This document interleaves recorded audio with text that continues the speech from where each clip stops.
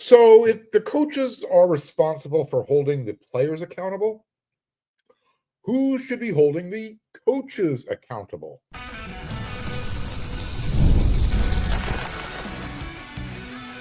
You are Locked On USC, your daily podcast on the USC Trojans, part of the Locked On Podcast Network, your team every day.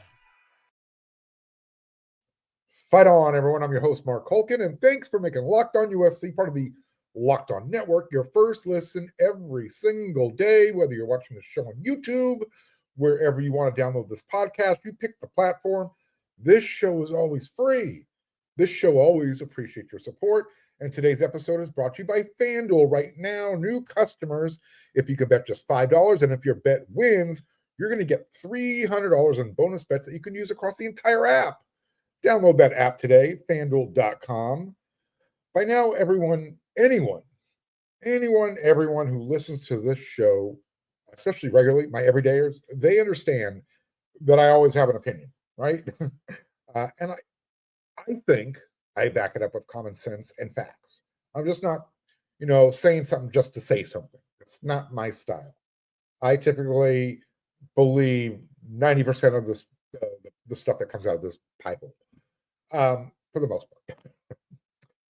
And that doesn't mean that my opinion is always right all the time. However, more times than not, it's correct. But before the season started, I gave my opinion on the team and what was reasonable to anticipate. In other words, what the fans should, finger quote, expect to see based on what the media gets to see during our limited sample size watching practice, and basically what Coach Riley allows us to see and hear. And a lot of my opinion and what I try and convey to my everydayers is based on what the coaches and other sources offer. So why is that? Okay, well, it's because the reason why it all has to be based off of, what the coaches kind of offer and other sources, giving us tidbits of information here and there. It's because Coach Riley does not allow the media to watch practice. We've talked about this topic before. I understand where he's coming from. That's not really what this is about, but I want to give you an opinion on the other side of the coin because we're 5 games in. When the next game the USC plays, it'll be the halfway. Can you believe it? We're halfway through the season already. They're in a bye week this week, and then they have the game week preparing for Michigan. So let me use this as an example. If the defense is dominating the offense for most of fall camp, and you can go back to spring as well, and then we don't get a spring game to watch, not just the media, the fans, how is the media supposed to hold the coaching staff accountable?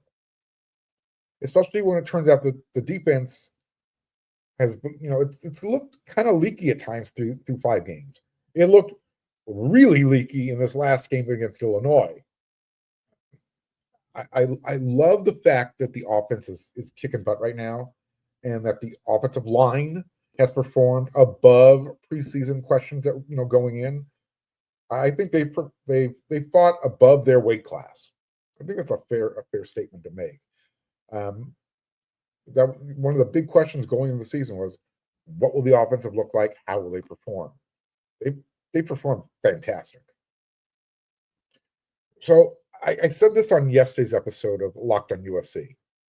And again, this is regarding the offensive line. Coach Hansen, he deserves a bouquet of flowers for the job he's done. He didn't do a whole lot of talking about his group. He's like, they're coming along, they're developing, and we'll let their play do the talking. Well, they have. He was one of the more understated coaches during the offseason. And maybe that's just his personality, but Coach Hansen is not one of those outgoing, let's hype things up type of guys. He's very, I don't want to say Stephen Wright-like. If you know who Stephen Wright, the comedian, is, very monotone, but he gets his point across, and he's doing a fantastic job. So I'm going to go ahead. I'm going to stick with my 10-2 prediction that I had preseason. One, because it's still in play, and also because I still have enough hope left in my gas tank that I think USC can bounce back and beat Michigan at home. Remember, part of my formula, if USC is going to make the playoffs, they got to win all their home games. That's 7 wins right there. So, look, I still believe USC is the team that I was led to believe they can be. And I'm not saying the coaching staff was blowing smoke up anybody's skirt. They weren't trying to mislead anybody. But coach's job is to kind of hype things up, right? But we know all about this. Prep, not hype. If you know, you know. Yeah, about the prep. It's not about the hype. That's a Coach Kiffin thing. So, look, I'm the type of guy who likes to call balls and strikes evenly. And I know how to observe and report from practice without giving away any type of state secrets. It's one of the things Coach Riley is concerned about is he doesn't want things getting leaked, getting released, that, information he doesn't want out there. I get it. Totally understand that. So here's my professional opinion on the coaching staff. Remember, I'm usually the guy who's asking the tough questions after games, win or lose. I'm one of those guys in the post-game presser asking the tough question. I'm not afraid of backing away from it. If you read any of my articles over there on wersc.com, I usually have a pretty strong opinion, but I'm putting my name on it, I'm putting my face on it, and I will go stand in front of the coaches and the players after the fact. So, again, here's my professional opinion on the coaching staff. It's about who's holding the coaches accountable. I would love to see a little bit more candor and a little less fluff. I don't know. You always hear this guy's going to be amazing, right? We heard it from defensive assistant coaches, and the reason why I don't want to hear too much of that is because I think it sets up the fan base for disappointment. So if I'm reporting what they say verbatim, quoting them, you don't want to set an unreasonable expectation level. In sales, there's one rule. First rule is always never set an unreasonable expectation level, because when you don't deliver, your customer base gets disappointed. So that's where I come back to, maybe the coaches shouldn't oversell certain players. Remember Devin Tompkins? He was supposed to be the guy, and he looks really improved. But the way, the coaching staff, members of the coaching staff were selling was he was going to be that dominant piece, that kind of the missing link. And he's had his moments. He's looked really good. I'm not trying to knock Devin Tompkins down. I'm just, based on what on the expectation level that was set, do you guys think that he's given that so far? Again, that's up to you. What you've seen, if you think his production has met the preseason hype, let me know. And I think the same could be said about Desmond Stevens. Heard Rob Ryan talk about him. Heard the defensive coaching staff talk about him. Dude's going to be it. This isn't the player's fault. Okay, I have to make that clear. It's kind of like with recruiting and the star rankings. You start setting, you start hanging these things around the players, necks, and all of a sudden they've got to live up to it. And when they don't, they get crapped on by the fan base. So, like right now, discipline is an issue. I think everybody would agree. Even the coaching staff. Coach Riley admits discipline is an issue right now. And it's different discipline issues across the spectrum. It's not just about penalties. We already know that Coach Riley is aware of it, and he said he's trying to address the problem. But let me ask you this. Again, this goes back to allowing the media to watch practice. It doesn't have to be every practice, but more practices, because now we can hold the coaches accountable. I mean, Would it kill the team's spirit if the media was watching practice when they had to pay the piper, so to speak? Deal with some extra conditioning, whatever. Paying the tax for jumping off sides or an unsportsmanlike penalty. Would that really make the players feel uneasy? I mean, if it means seeing or hearing some butt chewing, again, we can report stuff like that without saying what was said and who it was being said to. Very simply, hey, coaching staff was really expressing themselves. They were raising their volume a little bit. They wanted to make sure the message was being emphasized. Either get this done or, you're not going to be playing type of stuff. So it would just be great to know that it happened. Coaching staff, Coach Riley can say, hey, yeah, we're addressing the problem, trying to fix it. There's no magic formula. Allow us to see what you're trying to do.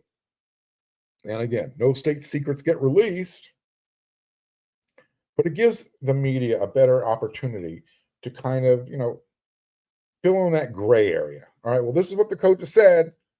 And this is what we saw. Somewhere in the middle lies the truth. That type of thing. So again, there's a ton of stuff to work on during this bye week. I think this is a great time to let the media watch. So again, so much to work on during this bye week. I want to talk about that in the next segment. And then the third segment, it's kind of a mix of mailbag stuff and questions that I've received. But in this next segment, again, I was at practice, heard some stuff, got some quotes from the coaches, a couple players. We're going to go over that next. That's coming up.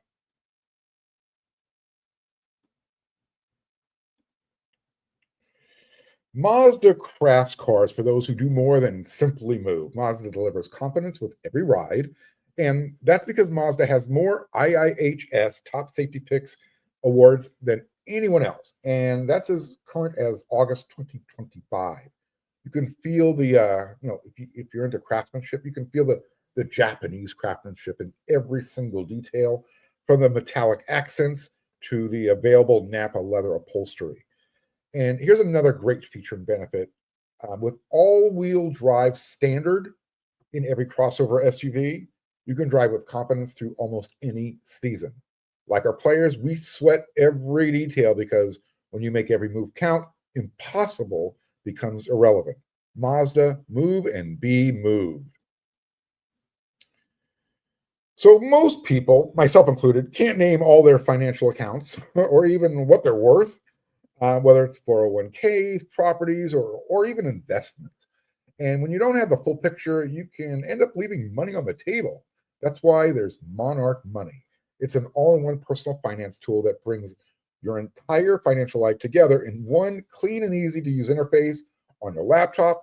Do it on your phone. Monarch does all the heavy lifting for you. You can link all of your accounts in minutes.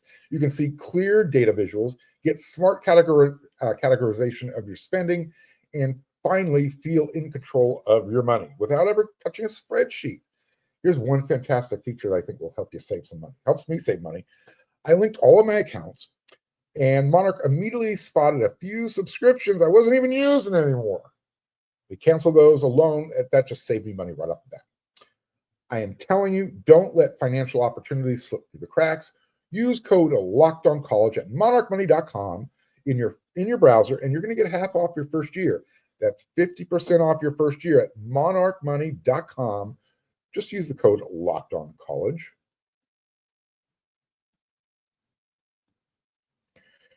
All right, so bye weeks. That's where we're in right now. Probably came in a really good time considering some of the issues USC has to deal with, especially on the defensive side of the ball.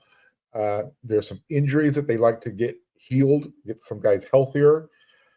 So yeah, a lot of stuff to address that needs some extra work during the bye week. Stuff like, well, first of all, bye weeks are usually used to get younger players a lot of reps. Get them a chance to show the coaching staff, hey, you know what? If attrition continues to kick in, we saw these guys in practice. Let's give them an opportunity to game to see what they can do. So you give a lot of repetitions during practice to the young guys, and you rest the veterans. And again, you also use this bye week to address issues that need extra work. Stuff like stopping the run. I kind of alluded to it in the first segment. The defense was sold to be this, defensive line especially. And they've had their moments, but let me just get back on track here. The stopping the run hasn't been as consistent as it should be, right? You think back to the game against Georgia Southern, they broke off some runs. And then last week against Illinois, 170 rushing yards. Too many. Too many. And you've got Michigan looming on the horizon. They're bringing the number 8 rushing offense in the country. So this is an area that's kind of priority critical. They got to get that figured out. Michigan is going to bring their run game, and they've got a couple of good running backs. You got that transfer from Alabama, and they have another one. Name slips in my mind right now, but when you have the number 8 rushing offense, you're doing something right. And Michigan's already played a couple of tough games, so they've shown they can get it done. And it's not just the running game that, the run defense that USC needs to work on. I think I'd be remiss if I said they have to work on their pass defense. So here's some other key things that they need to work on. These are priorities during the bye week. Number 1, we found out after practice from Coach Riley that Killian O'Connor isn't going to be available in these next 2 games. Minimum 2 games he's going to miss for sure. Coach Riley told us after practice that he'll miss these 2 games. Quote, it's a possibility to get him back after that. And as far as Elijah Page is concerned, I'm using my finger quotes here, wait and see. What does this mean? What are the ramifications of Killian and not being available and Elijah being wait and see? Well, number 1, Jaden Mayava and General Reed, they need to get more familiar with each other. So besides that downfield penalty on Reed, he also had a few high snaps that threw off some of the timing with the during a couple of series. I think people really need to not take for granted the job at Killian that he'd been doing. I mean, he was doing a lot. He was doing everything. Look, he might not win every single one-on-one battle, but he never made Jaden's life more difficult. His snaps were always on point. He knows the communication signals. And I'm not saying that Gianre doesn't. I'm just mentioning everything that's involved. And Killian had that down. That's why he was starting. So, and that means knowing everybody's blocking assignment. So, this is something that Gianre has to work on this week and next week.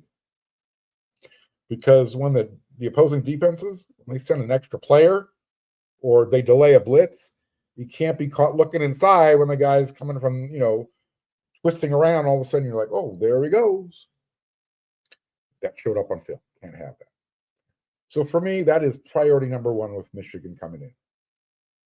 Got to get the quarterback center chemistry going. It was a little bit off, and it's understandable. It's understandable. But now you got a couple of weeks to get it better. Tighten it up. Second, next, definitely got to get that wide receiver room healthy. I would seriously give Makai Lemon and Jacoby Lane this week off. They have nothing to prove. They have nothing to showcase for the coaches. They know exactly what they're going to get from them during the game. Jacoby, he showed that he's willing to play through injury. Sometimes I think people might have been a little concerned. Is that part of Jacoby? And he showed that, yeah, you know what? I'll play hurt. We know Makai is doing Makai things. Dude is the best wide receiver in the country right now. And I'll say it again because I got some questions from people saying, Mark, did you really say that on yesterday's episode of Locked On USC? Yes, I did. Makai Lemon, Jacoby Lane is the best wide receiver tandem in the country. I said it. I stand behind it. I'm planting that flag on the hill. Now, it's debatable. I'm sure other programs like Ohio State might have a want to have a say in this. But when Jacoby's healthy, we know Mekhi can carry that wide receiver room on his own. And we know what Jacoby's capable of. So get those guys as close to 100%. And now let's get that third wide receiver position going. Because, look, when the Wonder Twins were practicing in shorts and shells this week with the rest of the team, I'm wondering, well, give them the day off. But they're not taking days off. They're practicing. I would say, hey, guys, take these next few days off. See what Jay Fair can show you. See what Jaden Richardson can show you. Those are your vets. And then you got two new kinds. You got Corey Sims. You got Zacharias Williams. You got Prince Strawn. If they're healthy, work them into the rotation. This is the time to get it done. You got to get that third wide receiver established. Because once that's done, it's going to make that offense even more potent. Right now, the tight ends are your third wide receiver. And that's okay. They're doing a great job. In fact, Mekhi Lemon, he talked after practice. Didn't really say a whole lot. His answers, very robotic, very coached up. It's all about the team. We're doing a practice and it shows up on the game. And I respect that. Look, he's trying to divert attention away from himself. That's fine. I get it. I just think these guys are so worried about saying something that might leak nothing. Literally, they might say something that means absolutely nothing, but they're thinking about it. And it always ends up being a nothing burger anyway. So, I don't know. Here's something else. Obviously, they need to get that cornerback situation figured out quickly. After practice, I saw Prophet Brown walking around. He's starting to get back into football shape. That's his goal right now. You can still notice a little bit of a hitch in his giddy up. Alex Graham, he's practicing. Remember, he was scheduled to be part of the nickel rotation. Let me just remind everybody, just because he's coming back, he's still a freshman. Don't try and put that savior label on him. This is what I talk about, expectation levels. Just because a freshman is part of the rotation, that doesn't mean they are the Band-Aid. They're going to make mistakes. And he hasn't played yet, so anticipate something happening, good and bad. D. Reddick, he did enough good things to warrant more playing time, so that's two freshmen at the nickel spot. But Chasen Johnson, he's out for the season. That means Marcellus Williams, Braylon Conley, DeCarlos Nicholson, those three, they have to tighten things up. Otherwise, they might be asking Mekhi Lemon to play cornerback, and we know he can do it. Fourth, obviously, again, the penalties and discipline, they have to be addressed. The media, we didn't get to watch practice, but if I were to say that I heard a lot of whistles, it literally sounded a lot of like conditioning quick whistle bursts. Were they doing a lot of extra running? And this wasn't happening during the typical conditioning part of the practice. This was literally like 2/3 into practice where I'm like, why am I hearing all of these whistles? And it just kind of gave me the impression that there's a lot of running going on right now. So something else we saw, before practice as the guys are walking in, a lot of guys were limited in what they were going to do today. So what do I mean by that? Well, the team was in shorts and shells. A lot of guys weren't even wearing the shells. It was just shorts, jersey, athletic shoes, maybe getting some conditioning stuff in, but there was going to be no contact. Let's just put it that way. But again, it's a bye week, so a lot of that should be anticipated, especially with the veterans on the squad. I'll be back there tomorrow for another practice. We get to talk with defensive coordinator Antonlynn. That should be interesting because, look, I'm curious to how he explains what his defense looked like on Saturday, because it looks so atypical from what we were hoping to see, and it hasn't. The defense has not lived up to its offseason billing. They've had moments where they've looked really good, But this last past game, it really cast a large shadow. So there's more questions now during the bye week and then leading up to Michigan. All right, one more segment to go. I'm going to answer some questions and then tell you about what's going to come up on the next episode of Locked On USC.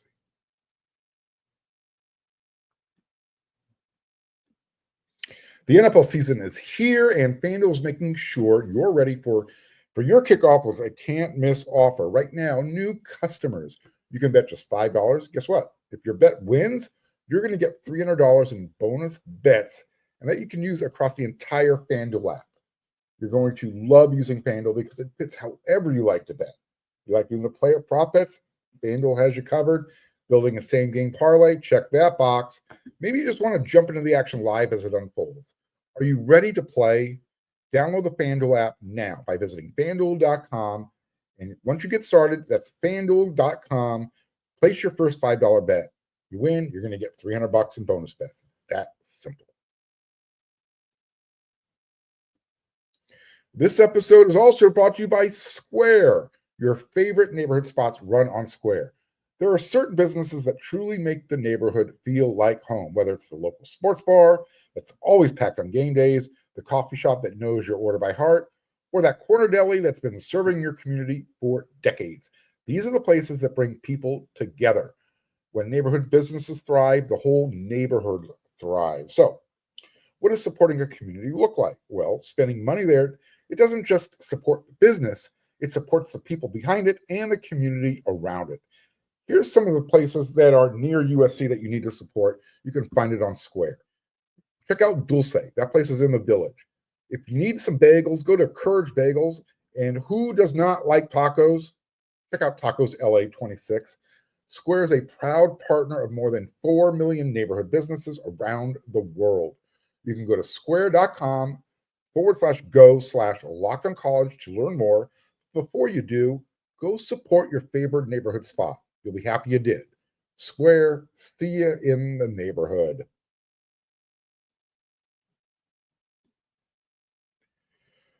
So I got a message from, and I can't use the name because they work at USC.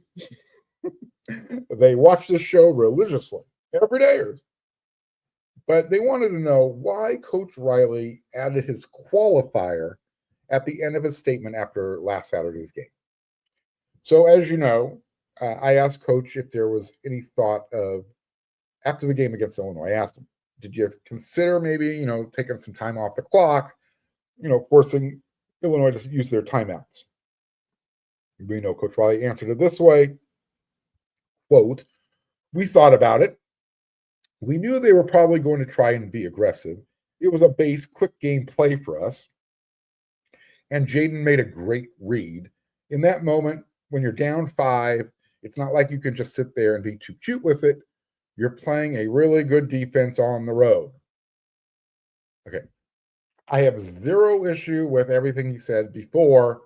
You're playing a really good defense on the road.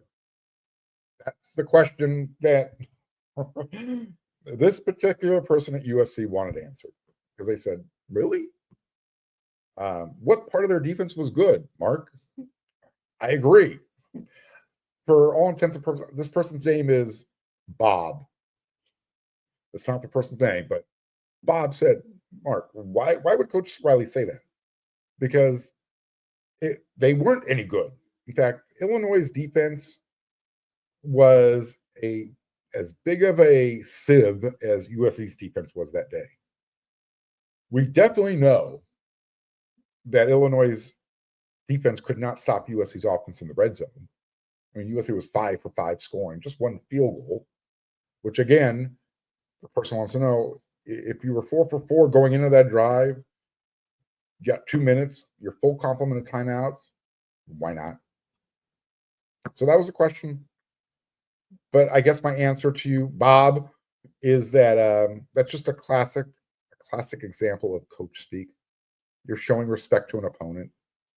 But if we're being honest, again, Illinois' defense was every bit as crappy as USC's was. So again, it's called coach speak, Bob, and I agree. You probably didn't need to add that platitude at the end. Just wasn't necessary because it feels disingenuous. So I agree. Another question. I've been getting a ton of questions, so no individual attribution for this one. Regarding Brian Jackson, running back, his status. I know some of you think that he's halfway into the transfer portal. He's not. I asked Coach Riley about his timetable for a return, and Coach Riley doesn't think he's been lost for the season, but he did say this. But I couldn't sit here and say that he's for sure going to be available in the next couple of weeks, end quote. So it doesn't sound positive. I would imagine he's probably going to end up redshirting. Remember, he's a true sophomore. He could still play in 3 more games this year, and he could still qualify for a redshirt. So again, don't be shocked if that's the end result by the end of the year. So you'll probably see him play later, but I saw him walking around. He's got a serious little bit of a hitch. He's got a limp. That's all I can say. And finally, all right, let me put an end to the noise that most of the USC team was praying to the porcelain god, dealing with food poisoning, puking and pooping everywhere, because that's not why the defense played like they played. Coach Riley was asked about it, right? He said there were a few guys who didn't feel 100%. They had varying symptoms, but he clarified it was not widespread. All right. And then I wanted to make sure there was no ambiguity. I said, hey, coach, was it on both sides of the ball or just on the side of the ball that it looked like maybe this was a situation? Again, it wasn't what some people were trying to make it out to be. He's like, no, it wasn't anything like that. So he was trying to quash the whole, I don't know where it started. There was a few people who weren't feeling well. Kamari Ramsey was the only one who wasn't able to go. People say, well, look at the amount of reps that Josh Jarrett had. Guess what? He doesn't really play a whole lot of reps. So it wasn't that big of a difference. So I don't know. Here's why it never made a whole lot of sense to me.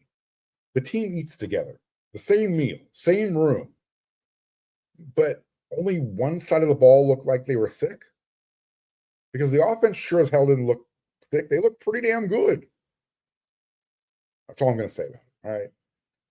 So, coach addressed it after practice. Wanted to get those out there, try and squash all the innuendo that's floating around. And no, guys weren't going around doing their own thing, grabbing their own food. If that was the case, Coach Riley is not holding the team accountable and trying to instill discipline. Again, I don't know where this stuff comes from, but it's got to stop. That's all I'm going to say. All right, that's it for this episode of Locked On USC. I will be back again tomorrow with another episode. I'll have some practice notes and quotes and anything else that comes down the pipe. So until that next episode, everyone, you know what to do.